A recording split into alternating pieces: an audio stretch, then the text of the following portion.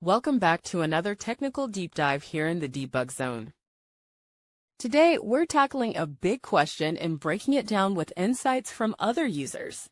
Hopefully, this clears up some misconceptions and helps you get the answer you need.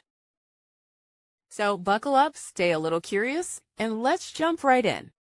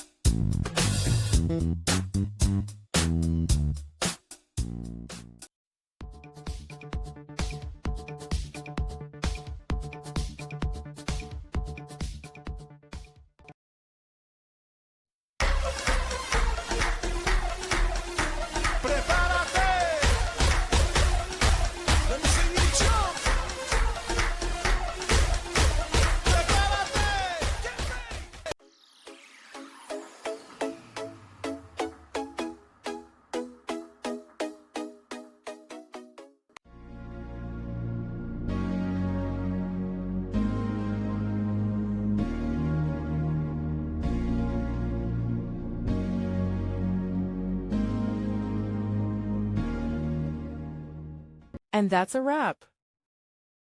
I hope you found the answer you were looking for. If you did, take a second to hit that subscribe button. It really helps out. And let me know in the comments which solution worked best for you.